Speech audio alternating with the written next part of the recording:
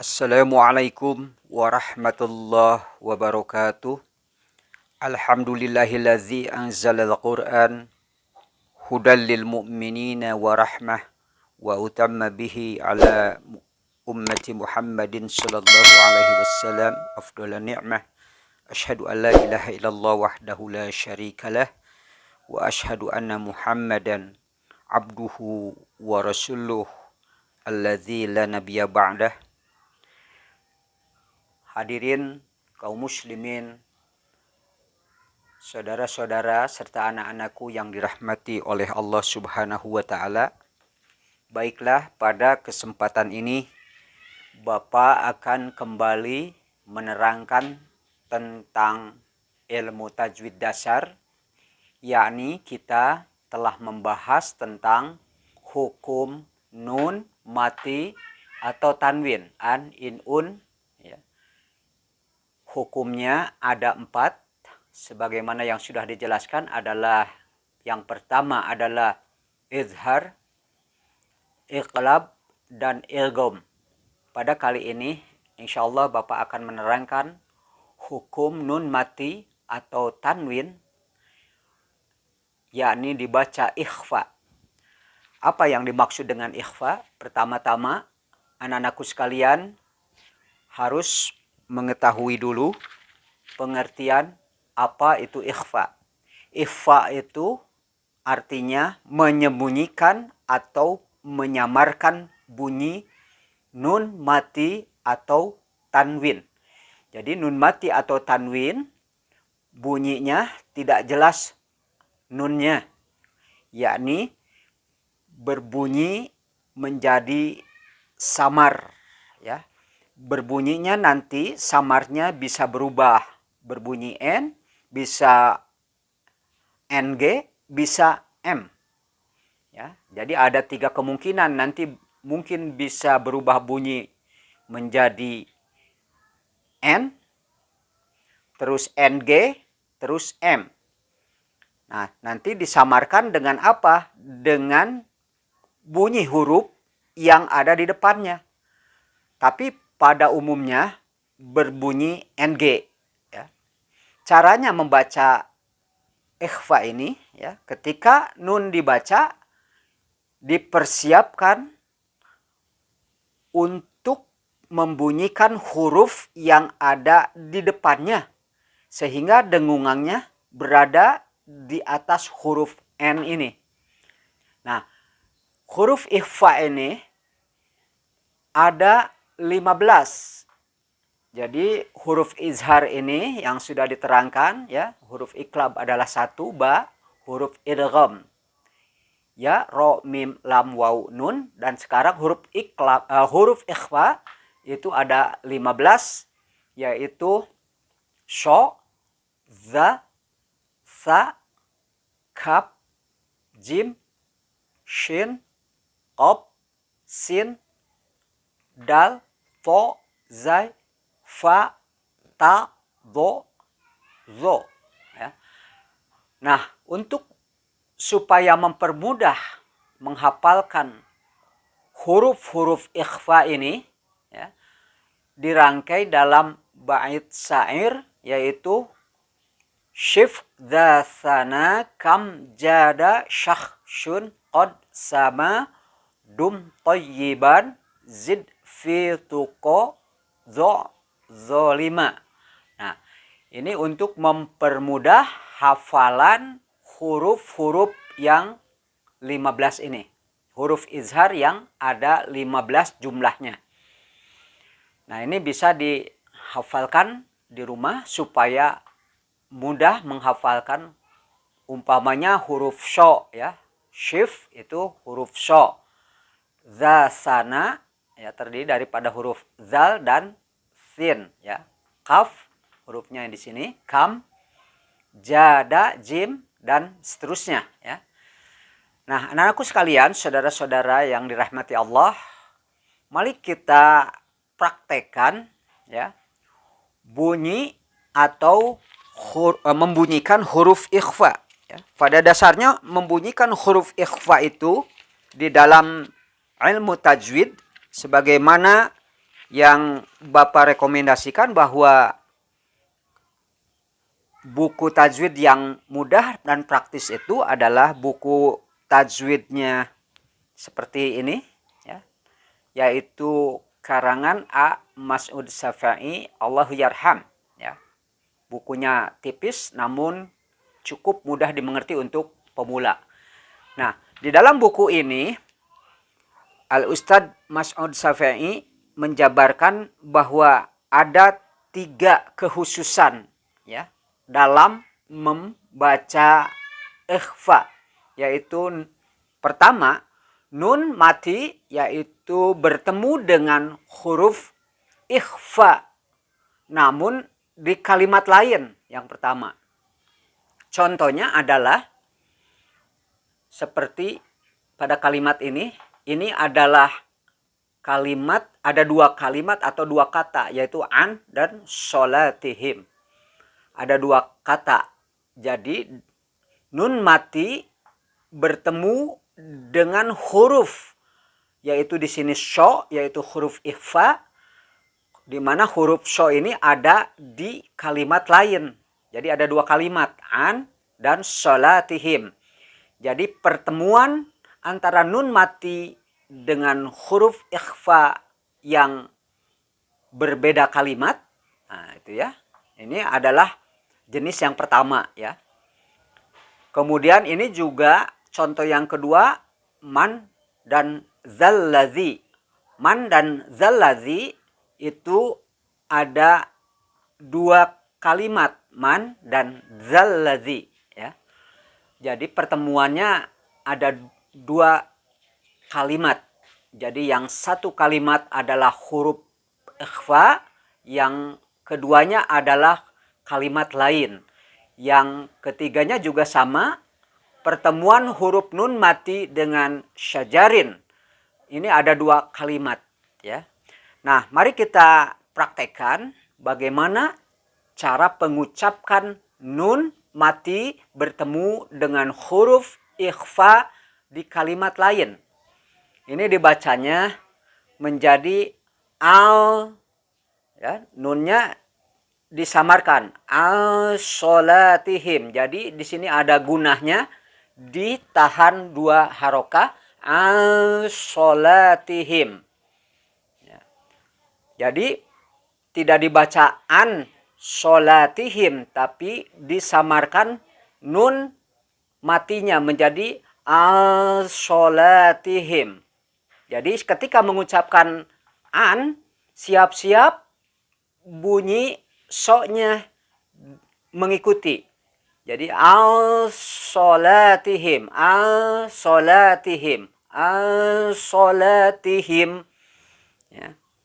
Nah, jadi di sini berbunyi al, jadi sudah berbunyi sho, ya, di sini. Jadi ditekan dulu 2 harokat, al sholatihim. Kemudian yang selanjutnya, mazallazi. Jangan membunyikan man zallazi. Jadi tidak ada ikhfanya. Jadi nun mati ini harus disamarkan, tidak jelas bunyi nun matinya. Menjadi mazallazi, mazallazi. Nah, selanjutnya, nun mati, nunnya adalah huruf ikhfa, berhadapan dengan huruf shin, ya, di kalimat lain. Cara membacanya jangan min syajarin, tetapi mil syajarin, mil syajarin. Nah, jadi ketika membaca min, sudah siap-siap dengan huruf shin. Jadi berubah bunyinya menjadi eng, ya, mil syajarin tadi, tapi tidak persis dengan ng gitu, ya, dengan eng, ming, ming. Nah, jadi enggak persis ming, tetapi samar antara bunyi nun mati dengan shin. Jadi kedengarannya seolah-olah seperti eng, tapi samar, ya. Jadi mil syajarin. Nah, sekarang setelah nun mati berhadapan atau berhadapan dengan huruf ikhfa di kalimat lain. Yang kedua adalah nun mati bertemu dengan huruf ikhfa pada satu kalimat saja. Kalau yang di atas ini satu kalimat dengan kalimat lain bertemunya. Kalau yang kedua, nun mati bertemu dengan huruf ikhfa pada satu kalimat saja. Ini satu kalimat disebutnya. Ini juga anda satu kalimat. Ya, kecuali kalau ditambah dengan loh ya. Nah, ini anda itu satu kalimat. Kemudian mansuro ini satu kalimat. Nah, cara membacanya falyan zur. Ya, itu falyan zur. Cara membaca awalnya seperti itu. Tetapi karena termasuk bacaan ikhfa, maka nun mati menghadapi zo itu harus disamarkan bunyi nunnya menjadi palyazur. Palyazur. Ya, jadi bunyinya eng tapi tidak percis seperti palyangdur ya. Palyazur. Tapi engnya juga masih samar bunyinya. Jadi seakan-akan bunyi eng tapi juga lebih dekat ke antara an dengan zo ya. Jadi palyazur. Palyazur. Jadi bunyi nunnya tetap ada tetapi ditahan dengan bunyi dengan gunah di sini. Palyazur. Jadi ada bunyi engnya. Kemudian ini indallahi. Indallahi. Bunyi eng tetapi tidak terlalu tegas engnya menjadi indallahi. Indallahi. Mansuro. Mansuro. Anak-anakku sekalian, sekarang yang ketiga yaitu apabila ada tanwin yaitu an, in, un di satu kalimat, kemudian huruf ikhfa di kalimat lain. Nah, ini jenis yang ketiga yaitu ketika ada tanwin. Nah, seperti ini tanwin. Kemudian ini juga tanwin. Ini juga tanwin. Bertemu dengan huruf ikhfa. Huruf ikhfanya adalah yang ada di kalimat lain yaitu so. Ini tanwin bertemu dengan huruf ikhfa di kalimat lain yaitu hurufnya adalah sa. Kemudian ini tanwin jabaran bertemu dengan huruf ikhfa di kalimat lain yaitu to. Nah, ini cara membacanya adalah an ini tidak jelas ya. Kauman, jangan membaca kauman. Kauman. Awalnya kan tulisannya atau bacaannya kauman menjadi disamarkan dengan siap-siap. Ketika mengucapkan kauman kita siapkan bunyi sho ya. Kauman solihin. Jadi ditahan dua harokat gunahnya atau dengungnya menjadi kauman solihin. Walaupun bunyi ng-nya tidak terlalu jelas juga. Jadi samar bunyi antara an dengan ng. Jadi kauman solihin. Kauman solihin. Ma'an sajjaja. Ma'an sajjaja. Qauman taghin. Qauman taghin. Nah, sekarang setelah kita mengenal bagaimana cara membunyikan hukum nun mati bertemu dengan huruf ikhfa di kalimat lain, nun mati bertemu dengan huruf ikhfa dalam satu kalimat, hukum tanwin di satu kalimat kemudian bertemu dengan huruf ikhfa di kalimat lain. Anak-anak dan saudara-saudara yang dirahmati Allah, mari kita ikuti penjelasan nun mati atau tanwin bertemu dengan huruf qaf dan kaf. Ya, para ahli tajwid ini menggolongkan ketika huruf nun mati atau tanwin bertemu dengan qaf dan kaf ini tergolong kepada ikhfa ab'ad. Ab'ad itu adalah jauh, berarti jauh antara bunyi nun mati dengan qaf. Karena nun mati ini sifatnya ada di ujung lidah, sedangkan qaf itu ada di pangkal lidah. Ini juga nun mati ada di depan lidah bunyinya. Kemudian kaf itu ada di pangkal lidah. Jadi dengan demikian dinamakan abad, ya, jauh. Jadi kenapa demikian? Jadi nanti ketika membunyikan hukum nun mati jangan min qablu, tetapi hampir mendekati kepada ang bunyinya. Min qablu, min qablu, min kitab, min kitab. Jadi bunyinya hampir nun atau n dan g atau eng, ya. Tapi bunyi nunnya masih terdengar. Min qablu, min kitab. Nah, sekarang ada lagi penghususan yang penting kita perhatikan adalah ketika nun mati dan tanwin itu bertemu dengan huruf fa. Itu lebih cenderung kepada bunyi M, ya. Nah, di sini ada dua contoh.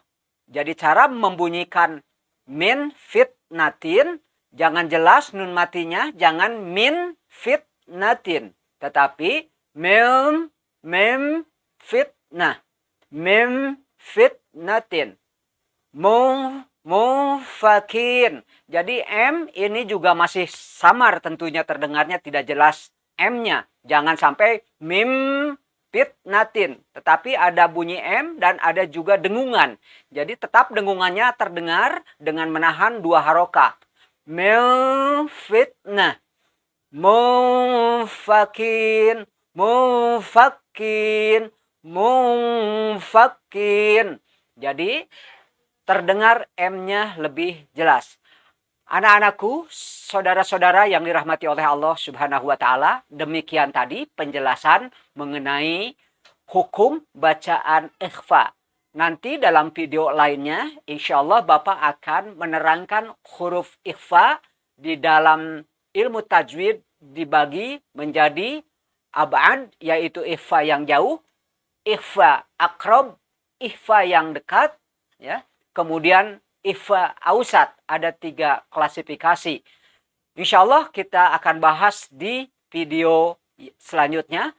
Sebelum Bapak tutup, semoga anak-anak, saudara-saudara sekalian tetap memberikan jariah dengan cara berbagi manfaat, berbagi jariah dengan cara subscribe channel Karakteristik Muslim, share, dan komen di kolom yang tersedia jika ditemui ada hal-hal yang perlu dikonsultasikan. Terima kasih, ditutup dengan aqulu qouli hadza wa astaghfirullah li wa lakum. Wassalamualaikum warahmatullahi wabarakatuh.